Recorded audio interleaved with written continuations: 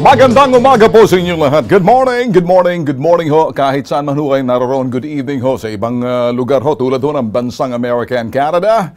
Well, umpisahan ho natin in the first day of the working week ho ng January the 7th. Ngayon ho'y Monday. Ito ho yung unang araw na kung saan marami hong papasok sa opisina. Magiging traffic na ho sa labas ngayong umaga. Kaya kung kayo nasa bahay pa ninyo, samang kayo naroon sa parte ng Pilipinas, well, umpisahan nyo ng lumabas ng inyong bahay. Pwede ho aming subaybay sa pamamagitan ho ng aming YouTube TV, Bitag Official. Good morning! Well, good morning ho sa inyo lahat. Nakapagkape na ho ba kayo? 2019. Umpisahan ho natin ang tama, ano? Ito lang aking masasabi, mga bossing. Nakakapanghinayang mga boss dahil na-train ho sa militar. Dito ho sila ho'y mga nasa hanay ho ng hukbong sandatahan. Pinondohan ho ng gobyerno ang kanilang training at naging magaling sa kanilang trabaho bilang isang militar or pagiging pulis. Kung pag-uusapan ay paghawak ho ng armas at mga bagay na kung saan pagdating ho sa mga operations. Ang naging problema lang ho, sila ay natiwalag. Dishonorably discharged. Dahil may problema sa kanilang trabaho, kaya ho sila natanggal sa kanilang hanay, kung sila ay Philippine Marines or ito ho'y Army or sila ho'y police or sila ho'y talagang pinondohan na sana'y naging magaling. Pero dahil sila ay natiwalag na sila ho'y ang nangyari, dishonorably discharged. Naging desperado ho sila sa kanilang kalagayan, kaya pinakinabangan ho sila ng mga tiwaling politiko. At ito mga tiwaling politiko, ito naghahari-harian sa mga probinsya. Kilala niyo ho sila. Marami ho sila. Ngayong eleksyon, maglalabasan ho. Itong paggamit ho nila dito sa mga, sinabi ho natin, sa hanay ho nitong mga na dishonorably discharged at naging miyembro ho sila ng sinasabing security group. Kung hindi man security group, nasa listahan ho sila nung sinasabing private army ng mga politiko. Sila ho'y nagagamit para maghasik ho ng lagim sa kanilang lugar. Sila ho yung sinasabing nagiging, pananakot sa kanilang mga kalaban at kung sino ang kanilang mga kaaway o hindi lang kaaway kundi kanilang mga katunggali sa politika. Kaya naman, eto mga sinasabi ho natin mga boss, sila ho yung manging nasisentro ng kontrobersiya, hindi ho sila nakikita pero nababalitaan na lang ho natin dahil sila ho'y nasa likod ng sinasabing pamamaslang. Or, ang pamamaslang hindi lang ho dyan mga boss, pananakot sa lugar. At ikaw naman ang aking soundman, seryosong usapan, huwag mong lalagyan ng mga tweng-tweng, tuting-tweng kung yung kokote mamaya. Seryosong usapan at hindi ho ito pwedeng lagyan ng kung anong effect. Dahil ang aking pagsasalitang buga agad mga boss, hindi ho ito para nagpapatawa. Seryoso ho ang pagiging Bitag Live ni Ben Tulfo itong 2019. Kaya mga boss, malapit na hong halalan. At ito hong palapit ng palapit ay sana makikita ho natin maging aktibo ho yung ating mga alagad ng batas. At masigasig nagpababantay ng mga mamamayan. At doon sa sinasabing masigasing pagbabantay, dito ho nababawasan yung angas. Nababawasan yung sinasabing pangil. Kung meron man, yung mga namumuno, o di naman kaya yung mga political warlord sa mga lugar ho nila. Marami ho sila. Iba sa kanila gustong manatili sa kanilang pwesto at gusto ho nilang nandyan ho sa kanilang mga kinalalagyan at sinarapan na ayaw nang umalis kaya ang sino man gustong tumakbo ay papaslangin ho nila, tatakutin yung mga followers. Wala nang iba kundi sila na lang. Nakikita niyo ho ba mga boss?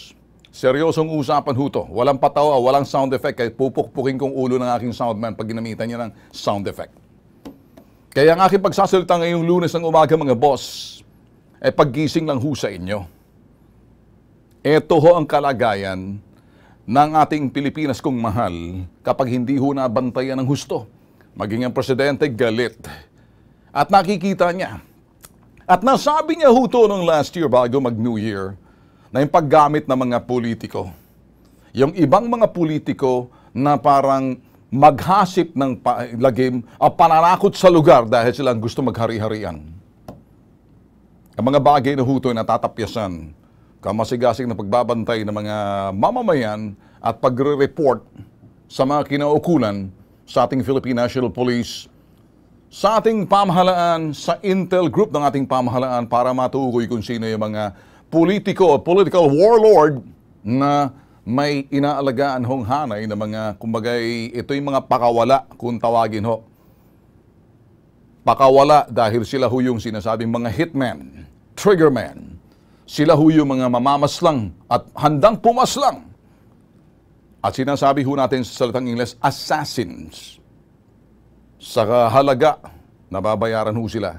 At hindi lang ho dyan sa hanay ng ating AFP, pag medyo natiwalag na ho yan. Maging sa hanay din ho ng makakaliwa, sa hanay din ho ng sinasabing New People's Army, nagagamit din ho yung mga iba dyan para lamang doon sa sinasabing personal na interest nitong mga gahaman at sakin sa kanilang mga pwesto. Kilala nyo kung sino kayo. Kung kayo nakikinig, nanunood sa akin, kayong mga nandyan sa inyong mga probinsya, nalalaman nyo kung anong aking mga sinasabi ngayong umaga.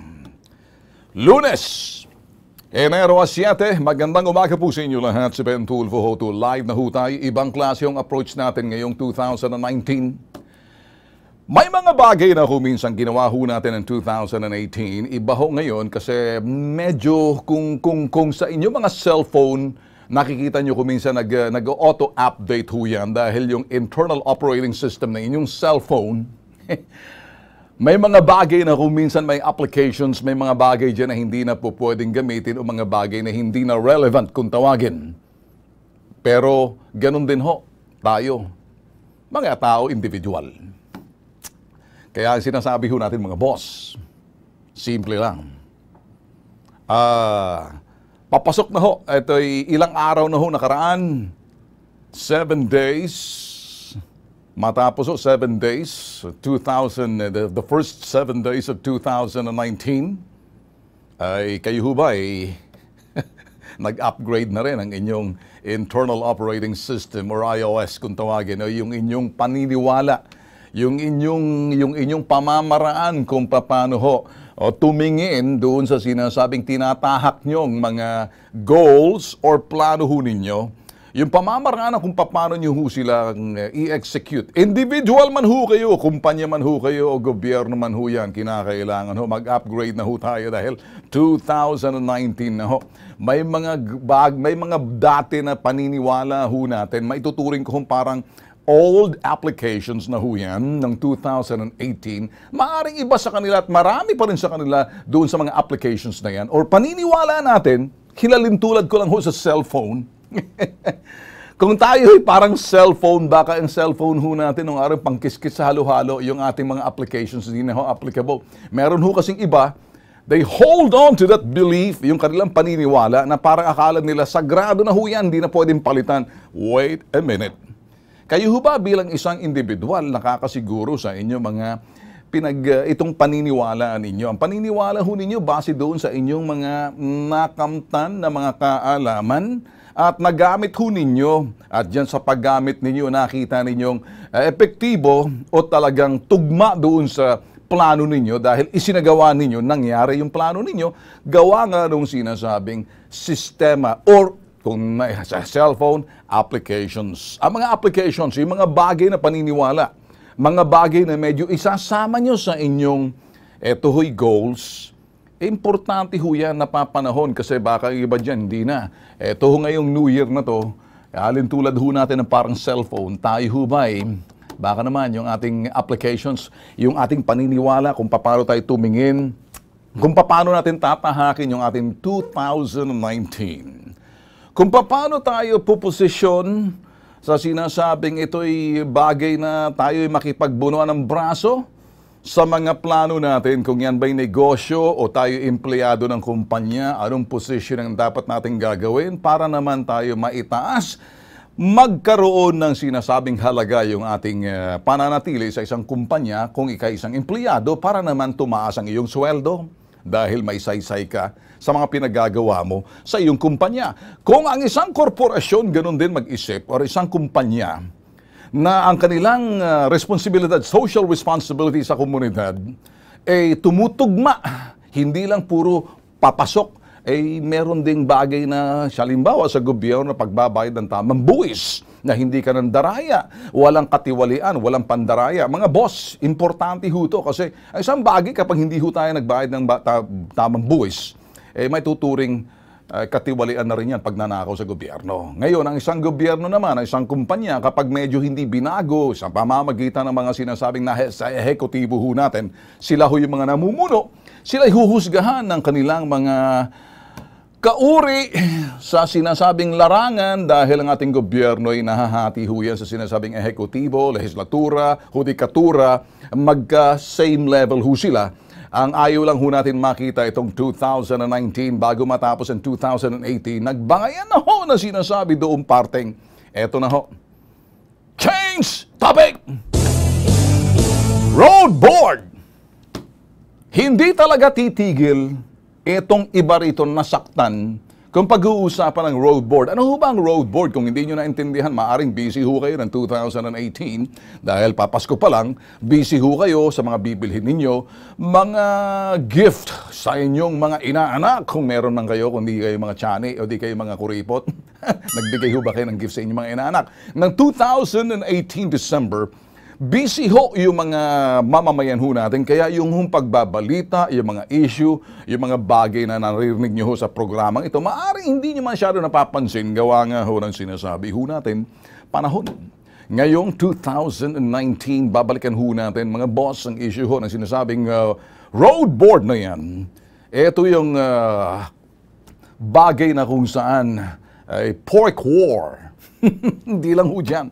Kaya hindi talaga titigil ho ang hanay ho ng sinasabing nasa Kongreso. Sino ho bang maiinit ngayon dyan? Alam niyo ho bumulaga ho dyan dahil ang pinag-ugatan ho lahat.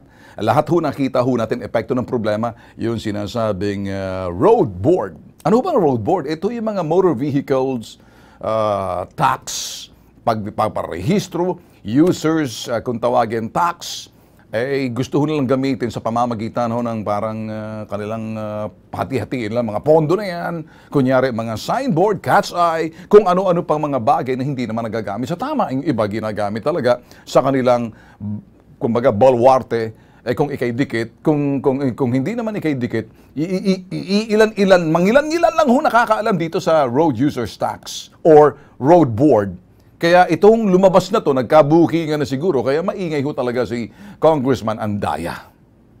Alam niyo ba, ang sabi niya ho, okay,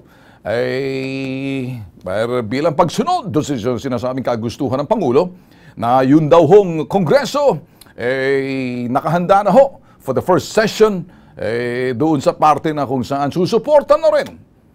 Susuporta. Wala naman ho kayo talagang magagawa dahil ang road board na yan under executive ho yan. Ini-implement nyo lang, pinagkakaguluhan nyo dahil nakita nyo yung pera dyan. Ngayon, ang presidente ho rito, mga boss, nilina ho na talagang gustong i-abolish yung road board. Talagang kinakailangan kasi ugat ho yan ang katiwalian. Kahit ho ang Pangulo may sabi niyan, sinabi ho natin yan kalagitnaan noong Desyembre sa programa rin ho ito. Kung sakaling hindi nyo na rin, binabalikan lang ho natin. Kaya itong kitang sinasabing road users o road board, MVUC or road board na yan, iilan lang ho nakakaalam dyan. Dyan ho nakatago yung sinasabing pondo bilyones, mga boss. Pagkatapos pinaghati-hatian ng mga nasanay nung panahon ni Gloria. Dahil doon ho, naging kasagsagan ho yan ang si Congressman Andaya ang nandyan ho sa Department of Budget and Management. Kaya may alam din ho siya. For all you know, mga boss, may nagsabi ho sa akin in 2018, binulong ho ng aking barbero na sinasabi, sila lang naman may utak niyan, sa kanila naman talagang namayagpag yan, kaya gusto nila pagpapatuloy na inayawan ng kasalukuyang administrasyon dahil ugat ho yan ang korupsyon. Ngayon, ang inabolish na ho yan, tama lang para kung sakaling saan gagamitin para doon sa mga disaster areas. Napapakinabangan ho mga boss. Kaya sinasabi yung road board na yan mga boss, at this point in time, hindi ho dapat mapunta roon sa sinasabi ho nating paghati-hatian ho nila. Bagos, ito ho'y magagamit na ho para doon sa mga lugar na tinamaan ng bagyo. Kasama ho dyan yung Bicol, Camarines, yung mga lugar na kung saan sila mismo ang maiingay, yung mga politiko na nanggaling sa lugar na yan. Get it? What a great coincidence. Magkape na ho ba kayo mga bossing? Kasi kung hindi pa, alam nyo ho, dapat siguro ho, magkape na ho kayo mga boss. Well, may dadagdag ho ako sa inyo mga boss, ano?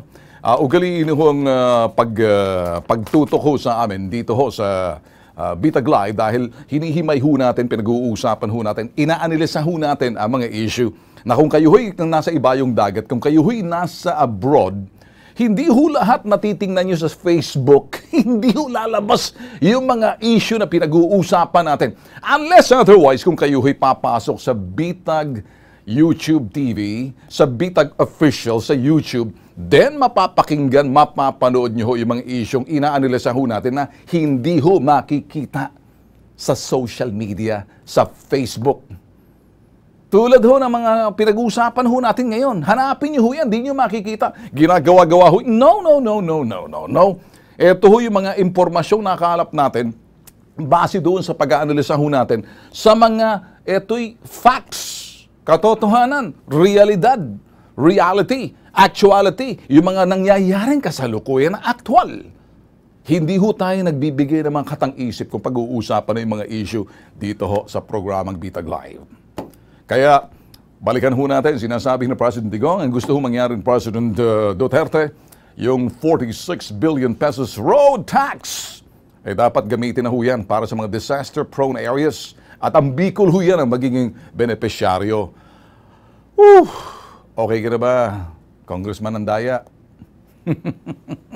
Sige, mag-ingay ka pa. And as far doon sa pagkakalkal ninyo na kung ano mga corruption dyan, kung ano-ano nakikita ninyo, go ahead with that. There's no problem. But let's be clear kasi yung road board na yan ang naging ugat na kung saan marami hong naglabasan. Eto ho, alam nyo naman ho kasi kuminsan sa larangan ng politiko, magkakakalkal ho sila ng mga baho dyan na ina-expect ho nila na yun hong mga nasa ehekutibo, lumayas, kusa mag-resign. Para nang sa ganon. Kusa mag-resign na sa kanilang pag-aakusa, anumang mga bagay. Ang akusasyon kinakailan para malaman ng tao ng bayan. Kaya lang importante ho rito, wag naman ho sana magamit na naman ng Kongreso, Senado, tapos puro nagtatalsikan ng mga laway. May kilala ko, makamukhang Humpty Dumpty, ang laki ng mukha, talsik laway, takot daw, takot pag ako'y nag-i-English. Wag ko na sasabihin total 2019.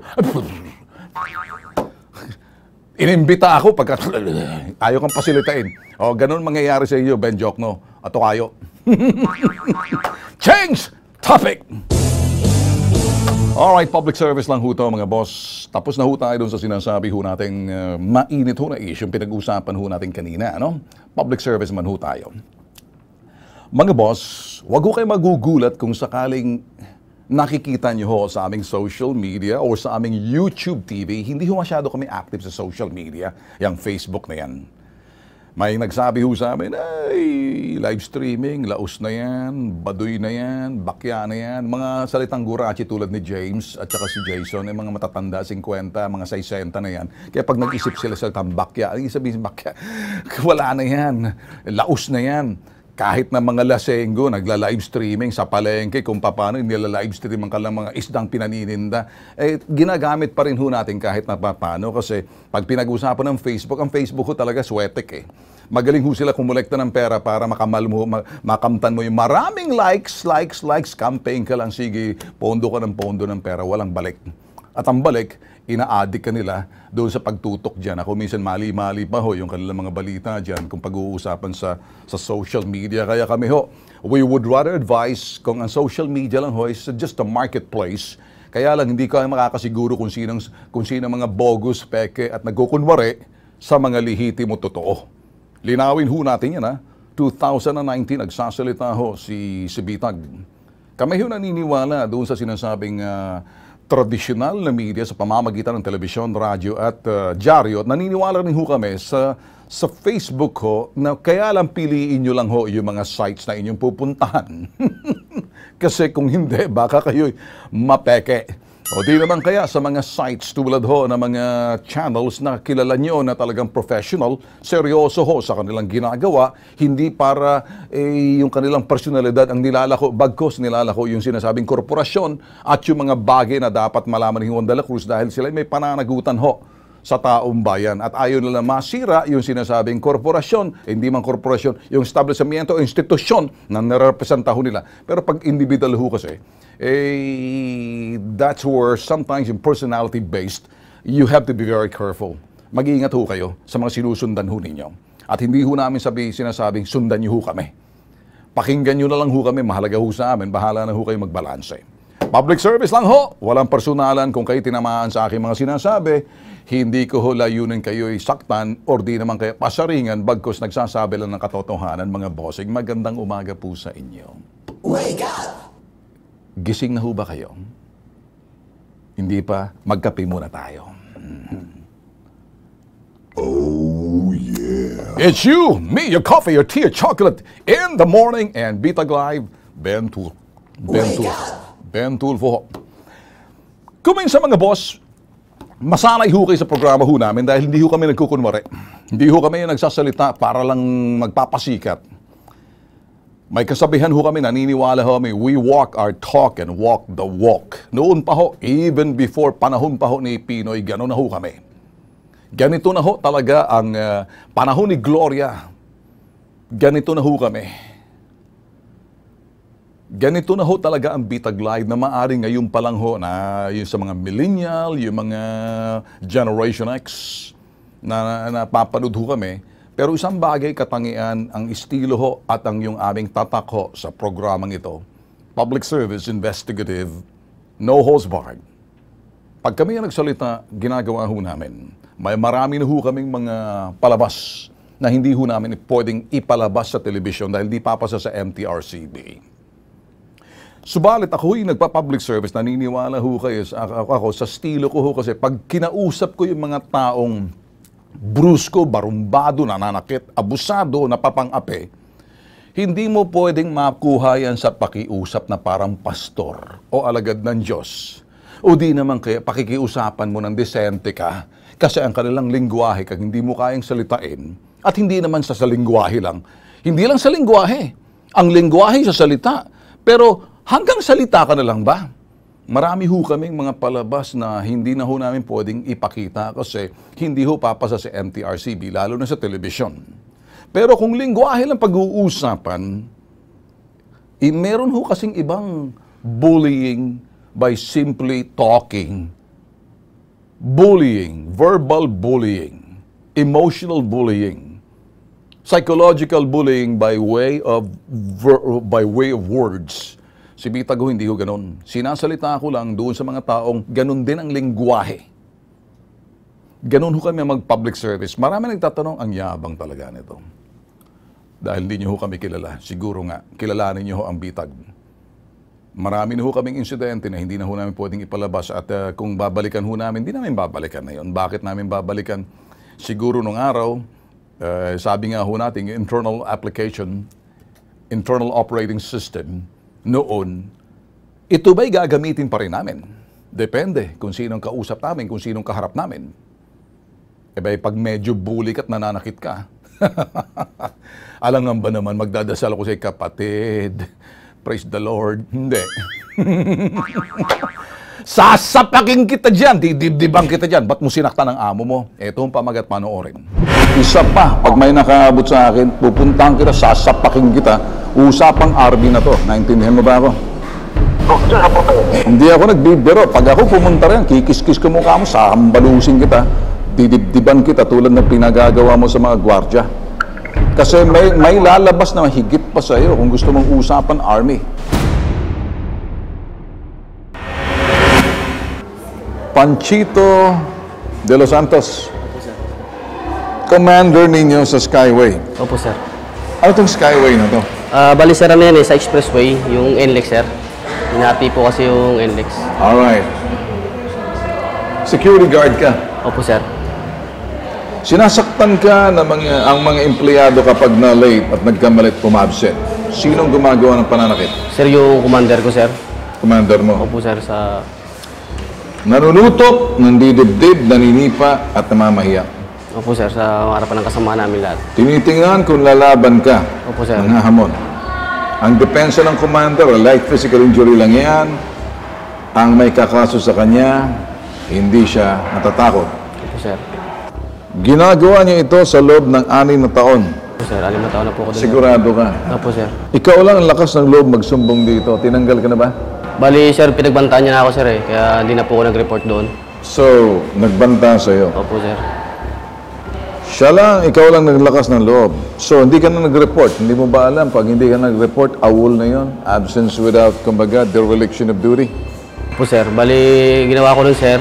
Bali, yung nangyari sa amin yan, tinuloy ko pa rin po yung duty. Okay, nandoon na ako. Opo, Pero ngayon, iniwan mo. Oo, hindi ko, sir. So, yung pag-iwan mo ngayon is abandonment of post. Alam ko may nangyaring hindi tama. Pero sana, yung ginawa mo, hindi ka muna nag-iwan, lumapit ka sa amin. Pagkatapos, mag-iimbestiga kami. Ang ibig kong sabihin, oo nga, sinasaktan ka nitong putok sa buho na to. Oo nga, pag nalilate ka, nagkakamali. Wala siyang karapatan manakit, manutok. Oo nga, kung bakit niya gagawa to. Kung kahit na sabihin niya, puro pasaway kasi yan. Wala naman siyang karapatan.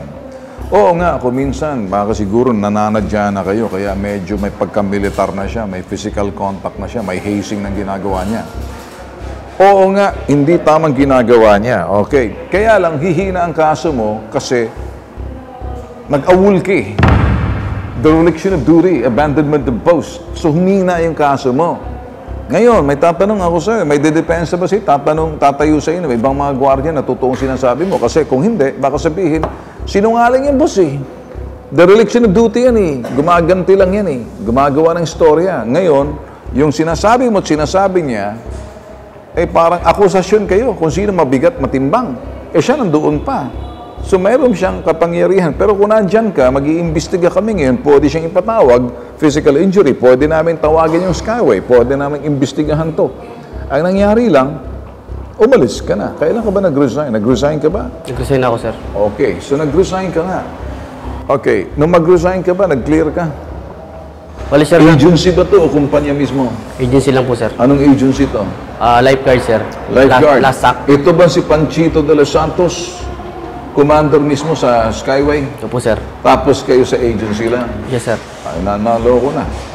So, okay. So, hindi siya agency. Sila ang pinagre-report mo. Sila yung nandoon sa field na ito yung commander ni si Panchito de los Santos. Ito po, sir. May number ka ba nitong si Panchito de los Santos? Meron, sir. Bigay mo sa akin ang number. Hello, magandang gabi, Chito. Si Ben Tulfo, si Bitag, si Ben Tulfo sa PTV4. Kaya kita tinawagan, Chito, dahil ikay narereklamo rito ng isang gwardiya ninyo na sinasaktan mo raw yung mga empleyado kapag na-late, nagkakamalit, uma-absent. Chito, totoo ba ito? Nananakit ka ng mga empleyado, ng mga gwardiya na late, nananakit ka, naninipa ka, pag nagkamali, nanunutok ka, nandidibdib ka, pinapahiya mo raw. Ito'y akusasyon laban sa'yo na pwede mong sagutin. Dahil may isang gwardiya rito na pumunta sa amin at nirereklamo ka. Habang nag-uusap tayo, ako'y nasa harap ng camera, naka-record yung ating conversation. Totoo bang nananakit ka? Hindi naman siya na po. So hindi ka nananakit, nananapak ka lang. Ganito na lang, Chito, ano? Sige, matinong usapan kasi nagkakaintindi ako, Chito. Siguro naman, once upon a time, kapareho mo. Sundalo ka ba talaga? Totoo ba? Marines ka? Pero hindi ka organic o hindi ka naging sundalo talaga ng Philippine Marines? Hindi po. Nasa service po ako dati. Anong klaseng service ang sinabi mo? Nasa anong field of service ka? Army, Air Force, Navy? Nasa Army po, nasa Army. So Army, akala ko Marines. O anong klaseng Army ka? Sige, let's talk being an Army rito. Kaya intindihan ko kasi ang buhay Army. So anong division ka na, anong division ka ng Army? Ranger, regular Army, trainee, ano ka ba? Enlisted man? Reservist po. Reservist ka. Chito, makinig ka. Walang katorya-torya ang reservist mo, hindi ka organic na sundalo. Huwag mong gagawing sundalo yung mga kasamahan mo dyan, sasaktan mo. Isa pa, pag may nakaabot sa akin, pupuntahan kita, sasapakin kita, usapang army na to. Naintindihan mo ba ako?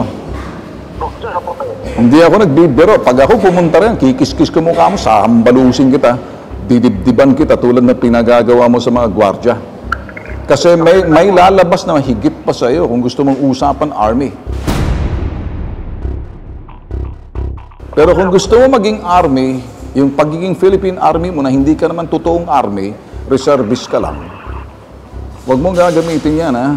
Ako'y nagbibigay ng warning sa'yo. Pag may lumapit pa sa akin, tagamo sa bato, hahambalusin kita, gagantihan kita doon sa ginagawa mo sa pang-aabuso sa mga gwardya.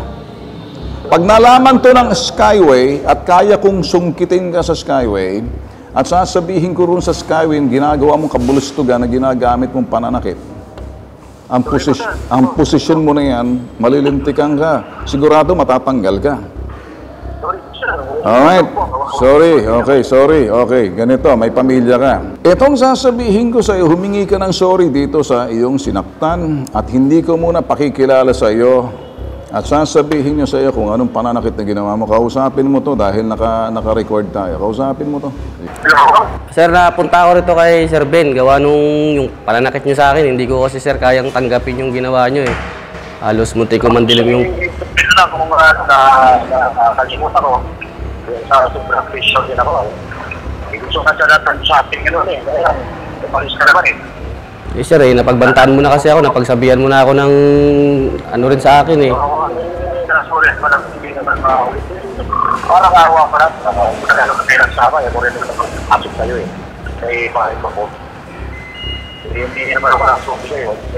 Ang mga dito na po yun. Ito sabi ito ako. Sige sir, sige. May mapapatawad mo. Ikaw ba yung napapatawad na yan? Eh sir, nakapag-file na kasi ako ng kaso kay Commander eh. Bali, Saan ka nag-file? sa presinto rin sir, nagpa-blatter ako. Sige. Okay, Chito, kinig ka. May na-file na sa'yo na kaso at padamihin mo pa. Sige, magdeposito ka pa ng maraming kaso, ako nang aareglo sa'yo. Ako sasabihin ko sa'yo. Sorry ha. Humingi ng sorry dito sa mga, at sorry doon sa mga nasasaktan mo. Putok sa buho ka eh. Makakatagpo ka na mas masahol pa sa ginagawa mo. Ako kasi, kung pananakit ang pag-uusapan, magaling ako manakit. Naintindihan mo ba? Ikaw, hindi ka pa nakatikim kung anong ibig sabihin ng putukan, barilan. Naintindihan mo ba? Hindi ka pa nakakatikim kung paano yung balang humahaging sa ulo mo at naririnig mo, ting! Sigurado pa, ipot kasi yung lawlaw na papanghing, butas-butas na karusilyo, siga ka pala, ha? Makinig ka. Huwag mo nang gagawin to, alam ko duwag ka eh. Binubuli mo lang, kapwa mo gwardya. Hahayaan kita ngayon, bibigay ako sa iyo ng ito. Ito'y usapang lalaki to, ha? Naintindihan mo ba? Palalagpasin kita, pero ang kaso nitong sinampasay sa presinto at yung mga kakamalpat, wag lang sanang lumapit sa akin. Yung iba pang na biktima mo kasi makikialam na ako. So una pa lang to. Alright? Huwag mo nang gagamitin yung mabigat na kamay mo. Sila nagtatrabaho hindi para saktan. Sila yung mga gwardya tulad mo, tao. Pag hindi mo inayos yung ginagawa mo, isang araw mamamatay ka, mababaril ka, masasaktan ka, may gaganti sa yung pinagagawang panduduro. Okay? Malinaw? Naintindihan mo ako? Ha? Pasalamat ka ngayon dahil sa susunod, hindi ka magpapasalamat kasi hindi mo magugustuhan pag mayroon pang kasunod to. Naintindihan mo ba ako? Hahayaan ko yung kasong isinampa sa'yo at hinahustisya yun. Pero para sa akin, nakikiusap pa ako sa'yo. Okay? Malinaw? Sige. Okay na sa'yo. So dahil nag-file ka, mag-aantay tayo kung anong kaso. Ituloy mo yung demanda mo. Alright? Huwag kang matinag, ituloy mo demanda mo. Malinaw? Tumayo ka, kung kailangan mong testigo, gamitin mo akong testigo. Intindi? Para sa akin, ginawa ko, hindi ako nanduduro. Hindi ako manduduro. At hindi rin ako nanduduro. Okay?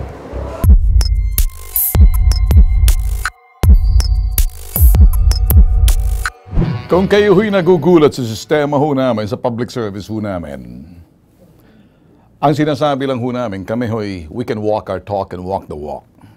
Hindi ho kami nanduduro, hindi ho kami manduduro. At alam lang ho namin magsalita ng mga lengguwahe ng mga manduduro at nanduduro. Tumatayo ho kami doon sa mga dinuduro. Kaya kung kayo ho'y biktima ng panduduro, pumunta ho kayo doon sa taong tatayo para doon sa mga taong nanduduro sa inyo. Ang kinakailang katapat niyan, hindi naman manduduro. Magsasalita lang siya ng lengguwahe niya, let it be me. Ganun lang ho simple. Pero hindi ho kami gumagamit ng sinasabing dahas. Kami laging defensive lamang. Kung kayo'y gagawa ng katarantaduhan, abay, alangan ba naman kami magpapasapak? Ganun lang ho kasimple. Marami ho mga palabas ho kami na kumbaga hindi ho po pwedeng pang MTRCB. Actual na action, caught on tape na hindi ho pwede kahit sa YouTube. Hindi ho sa papasa. Ganun lang ho kasimple. Kaya doon sa mga nagsasabi, hanggang duro ka lang naman eh. Iba ho ang public service ni Ben Tulfo. Ibahin nyo ho. Kaya kung kayo ho'y magpapa-public service na mga pang-aapi, pang-aabuso, ipabitag nyo na lang. Kami yung nagpapaalala ho sa inyo, just in case. Kasi baka sa nakasanayan yun ho, iba ho ang dating ho ng traffic the first day of the working week officially. Ngayon mga boss, ako ho'y over the weekend, etong 2019, natatawa lang ho ako doon sa ito ho'y unorthodox or joke ho ni President Digong. At dito ho nakatawag ng aking pansin. At sinabi niya ho ng Biyernes, ito naman patawa lang naman. At alam naman ho natin dito, walang laman, pero bahala ka na bumalanse kung may laman or may pasaring. Sabi ho ni President Digong, dapat daw mga bagyo, ang mga pangalan ng bagyo, ipangalan daw tulad ng bagyong Lenny, as bagyong Lenny, or ito ho mga pangalan ho, bagyong Bernadette, as in Bernadette and DOT, or bagyong Leonor doon sa DepEd. Sa bagay, dito ho, kaya sinusabi niya, alam mo, sabi niya, and I quote, alam mo, sabi niya ho ito sa speech niya, dapat yung mga bagyo na yan, pangalanan, wag niyong pangalanan ng Usman. Si Randy Usman, Maranao yan eh. Sabi ng gano'n. Sabi niya, yan daw yung brother niya sa Maranao side. Ang dapat daw dyan ay Lenny, Bernadette, at Leonor. Leonora. Yun daw ang mga pangalan. Anyway, kaya kung hindi ho tayo, marami ho nabubuisit sa kuminsan sa mga joke ng Pangulo. Hindi ko nadadagdagan pa. Kuminsan ho kasi, that's his style. Kasi ang Pangulo ho kasi, nakikita niya ho yung sinasabing, nababasa ho ng Pangulo eh. The President can read yung kanyang market demographics. Kung sinabing market demographics, yung mga sumusunod sa kanya, tumatangkilik base doon sa kanyang mga hakbang. And the more na nagsasalita si President Digong, tulad ho sa mga kanyang binibitiwan ng salita, kasama na yan yung pagkanyang pabiro, nasasabihin niya pabiro, marami ho nagagalit ho kasi ano ba tong pamumuno ng Pangulo? Puro pabiro na lang. Ito naman ho kasing iba, seryoso na hindi mo maintindihan, serious as a heart attack. ang Pangulo ho kasi may sariling estilo. At ang estilo niya ho, wala ho yan sa ibang mga presidente. Either magagalit ho kayo sa Pangulo or matutuwa ho kayo or masanay ho kayo. Depende ho yan dun sa sinasabing varied reaction. So, kung ang reaction ho ninyo, mabubuysit kayo, yung iba sasabihin ninyo, matutuwa kayo o makakasanayan ninyo, at the end of the day, he will always be judged on the basis kung ano hong kanyang mga nagawa. Ang isang bagay na kung minsan, yung intent to say it, yung kanyang intensyon para sabihin yung kanyang mga biro, parang icing on the cake, magising lang ho yung mga nakikinig sa kanya. It's more of parang ano lang, joke lang. May mga taong hindi ho po pwedeng sabihin, teka muna, presidente ka, ba't nagjo-joke? Ina-expect ko kasi nila yung sinasabing traditional way na magiging paging presidente, serious lagi. Tulad ho ni Pinoy, seryoso. Hindi ba? Pag sinabi niya, kayo, sige, seryoso ho yan. Ito pa, saan po kayo kumukuha? Saan po kayo kumukuha ng kapal na mukha? Kita nyo, pati yung pagsasalita, saan po kayo kumukuha ng kapal na mukha? Pakiulit. Saan po kayo kumukuha ng kapal na mukha? Okay. May intonation. Okay. Nakikita niyo ba? Then, pakiulit. Kayo, pataas lagi. Kayo ang boss ko. Okay. Ito. Saan po? Saan po kayo kumukuha ng kapal na mukha? Okay. May rhyme, hindi ba? Kay Pangulo, President Digong, iba. Si Gloria naman noon, iba. Kanya-kanyang stroke. Si Erap naman noon, may patawa, Erap jokes, hindi ho ba? So, depende ho. Ang ating Pangulo, huhusgahan ho natin sa resulta ng pinagagawa. Kung nakakamtan natin yung resulta ng kanyang mga binigkas, yung mga pronouncement, yung mga statements, translated into actions, actions translated into results, results are meant to be felt. Eto na, nag-English na naman ako. Baka mamaya magka-nosebleed na naman si Senator Dick Gordon ito eh. Teka muna, 2019 na pala. Sorry. Ayusin na natin. Yung isang bagay na kapag sinabi mo, pinakikinggan ng tao, sinabi mo, importante rito, nagawa mo. At pag ginawa mo, huhusgahan ka sa resulta. Yung resulta na yan, madalawang kahinat na yan. Katanggap-tanggap o hindi.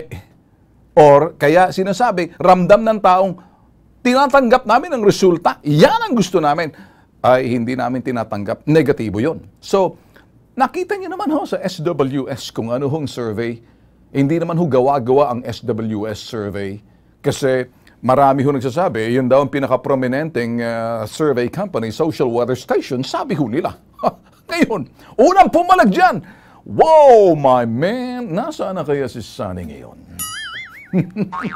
Sabi niya, siguro daw nagkaroon ng kunting abnormality yung survey ng ginawa ng SWS. Let's leave Sunny there by himself. Magiging kongresista na si Sunny. Baka mamaya pag nagkita sila at nanalo rin si Paulo, bahala na kayo magsuntukan dyan. Sabi ni President Digong. Anyway, mga boss, just making it light today, just para maintindihan nyo, kung kayo'y nasa ibayong dagat, it's so hard na kung kayo'y susubaybay sa mga balita, pareho lumalabas sa mga news feeds, lalo-lalo na pag titingnan mo, whether it's Google, whether yung titingnan mo dyan sa Facebook, tingnan nyo na lang yung mga prominente at mga may kredibilidad na mga yan ay mga news network kasi doon talagang tugma ang kalambalita. Wag ko kayo magpapaniwala doon sa mga ano mga nilalabas diyan ng mga hindi naman talaga traditional media outlet. Kasi kung hindi traditional media outlet, baka naman niloloko lang ho kayo eh. So mag-iingat lang ho kayo. Kami ho nagsasalita muli, ano? Again, two things. Pagiging out of the box ng ating Pangulo this 2019.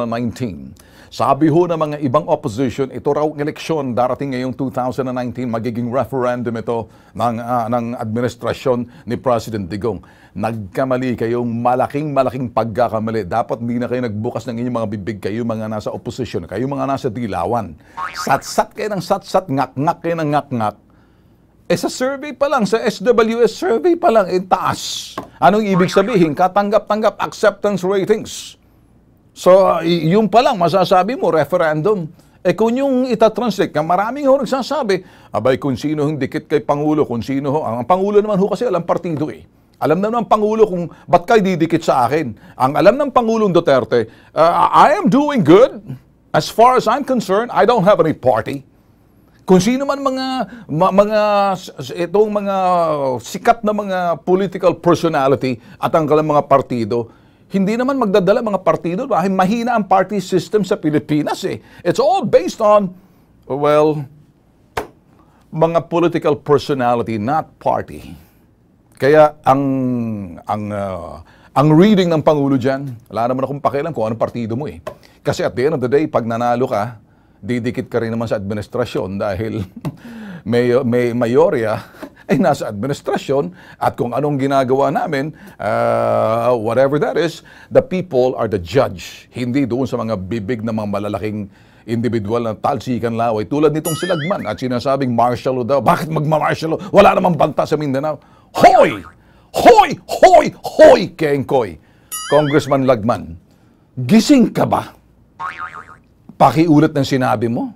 Ala namang nag-resist sa Mindanao? Ano ba yung sinasabing bombing? Baka nasobrahan kang kain kolesterol kaya medyo pati sa utak mo, lumutang ng kolesterol dyan. Hindi mo na alam. Public service naman ho tayo mga boss. Change topic. Pag nagkamali ka, panagutan mo. Bumalik ka sa amo mo. Ito ho yung segment, panoorin. Driver ka ng truck. Nakadisgrasya ang truck na iyong minamaneho. Merong insurance yung truck. Meron po. 1.2 million daw ang halaga ng damage ng truck.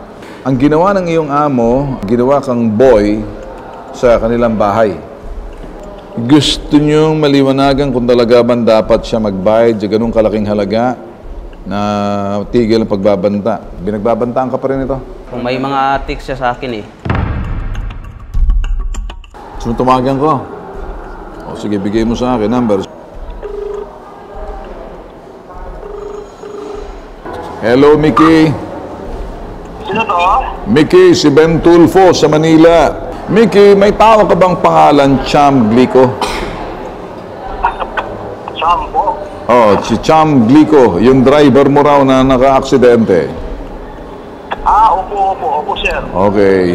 Ang lapit niya sa akin daw, nakadisgrasya siya at medyo nabangga yung truck mo at meron daw babayaran siyang 1.2 million halaga na sira. Pero insurance ang magbabayad. Ang reklamo niya sa akin, Mickey, dinala mo raw siya sa Marawit pag nagbabantaan mo siyang iiwan para patayin doon. Eh, totoo ba to o biro lang? Hindi po totoo yan, sir. Biro lang. Okay, sige. Sir po, ganito po yun eh. Okay. Yung dump truck po kasi nasa Davao, inabandon niya. Inabandon niya. Opo, hindi po siya nagpaalam sa akin. Okay. Tapos, kumuha ng pera na 2,000. Okay. Tapos, nasa Davao po siya. Okay. And then, pinagkatiwala ko yung dump truck, yung dalawa, iniwan niya dun sa yung kasama kasi niya, umuwi. Tapos, pinabukasan, siya na naman ang umuwi na hindi nagpaalam po. So, iniwan yung truck, inabando na. Inabandon po. Pero pinagtrabaho mo raw siya sa bahay niya, sa bahay mo ng mga 3 linggo na walang Hindi 3 linggo po. mga ilan? Ano lang po, siguro mga 3 days, 4 days. 3 days, 4 days, okay.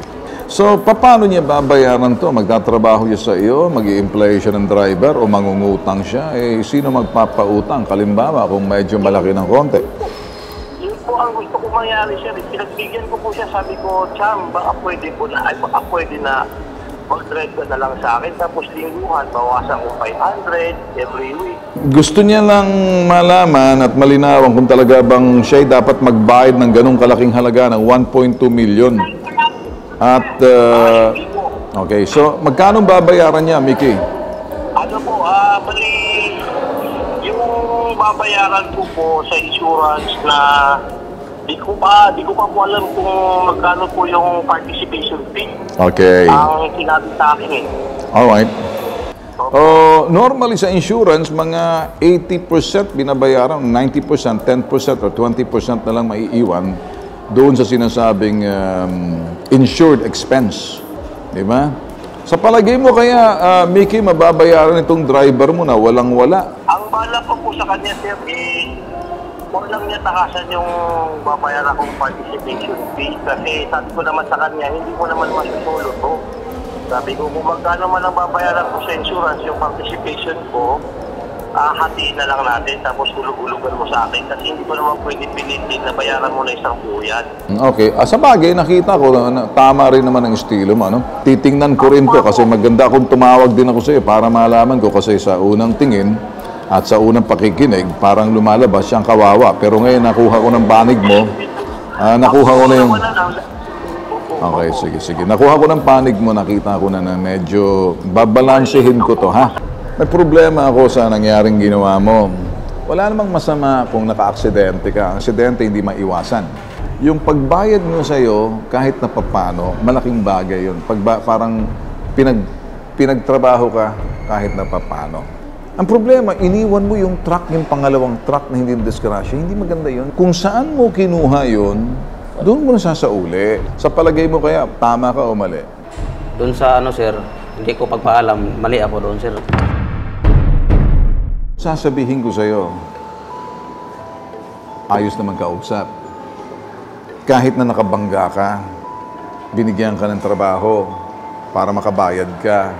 Hindi ka naman ginigipit. Pabiro lang siya. Huwag ka nang lumusot, mali ka. Hindi kita pagtatanggol sa kamalian mo.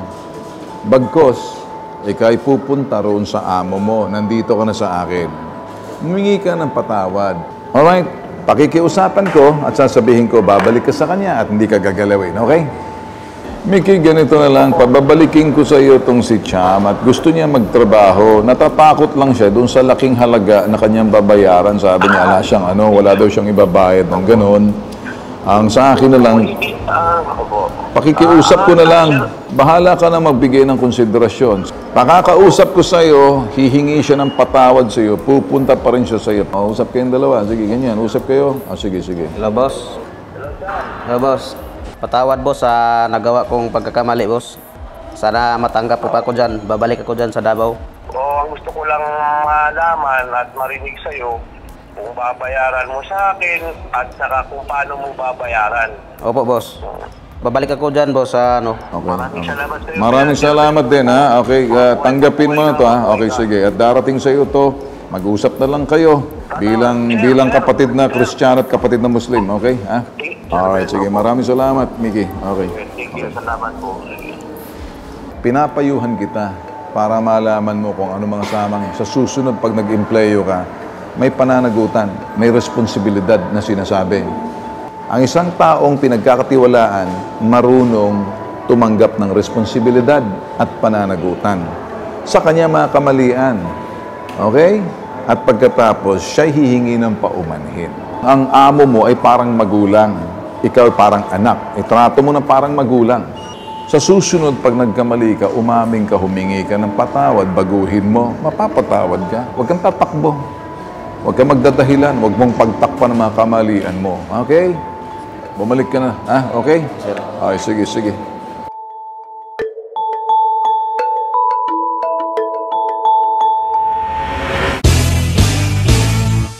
Kami ho'y nagpapasalamat sa inyong pagtatangkilik, pagtitiwala ho at panunood ng aming programa ho sa telebisyon, ang Bitag Live na napapanood ho sa State Network PTV4. Ganun din ho sa aming YouTube TV, Bitag Official.